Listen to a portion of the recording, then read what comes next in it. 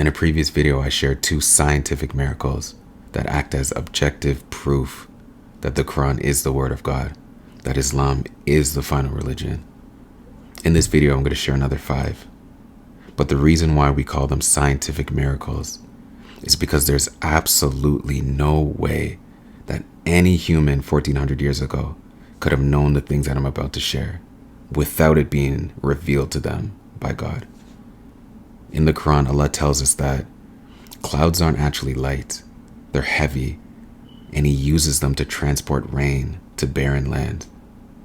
Imagine making that claim 1400 years ago, that we're meant to look up to the sky and believe that clouds are actually heavy. I know that most people, even today, believe that clouds are weightless, right? They look fluffy and light. But it's modern science that affirmed that clouds can contain up to 300 tons of water, which is equivalent in weight to 150 cars stacked on top of each other, or 60 elephants, adult elephants. That's science catching up to what God already told us. In the Quran, Allah tells us that He created the sun as a glowing star and the moon a reflective light, meaning the sun emits light. The sun is like a candle. It's a source of light, but the moon is like a mirror. It reflects light.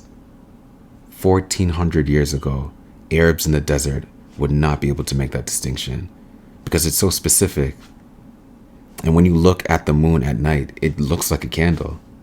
But it's science that confirms this when they realize that the moon has stages, because the moon rotates around the earth.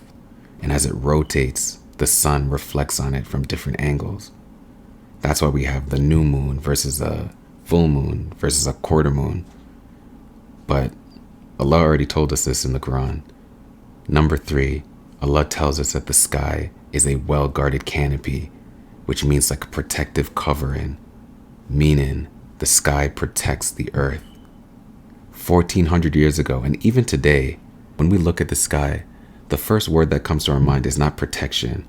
It's endless. We think vast. We think beautiful. But it's modern science that confirmed that the atmosphere actually protects the earth from meteors, from harmful rays from the sun, from the freezing frigid temperature of space, because it takes the heat from the sun and it distributes it evenly. The sky literally protects the earth. And that's science again catching up to what God already told us.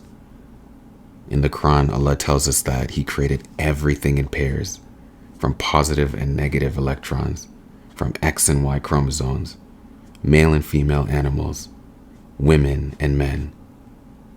But that also includes plants and fruits. It's modern biologists that discovered that there's actually femininity and masculinity in plants, and they have unique reproductive organs that allow for pollination, which is the process of pollen transferring from the male plant to the female plant. There was no biology 1400 years ago. That wasn't a branch of science. But Allah doesn't need biology. Allah created biology. We as humans are limited in our knowledge, but Allah is all-knowing. The last one is Allah tells us that when two seas, for example, fresh water and salt water, when they meet, there's a barrier that divides them. And that barrier, that division, actually allows those two seas to maintain their properties. And that does 2 things. 1, it allows us to have access to fresh water without it being contaminated by salt water. But 2, there's certain creatures that need certain types of water to live. And that's what scientists discovered, because they were skeptical about this. But even today, we can actually see that barrier. I remember the first time I saw it, I was so confused. But that's science catching up to what God already told us. The reason why the Muslim faith is so strong and so unwavering is because it's backed by so much tangible and objective evidence and proof that every single thing that we're reading, our belief in the fact that it's from God, cannot be shaken. Cannot be shaken. And that's why Allah tells us that it's not the eyes that are blind, but the hearts that are in their chests. Because the proof is so clear That it's not that we don't understand that it's the truth.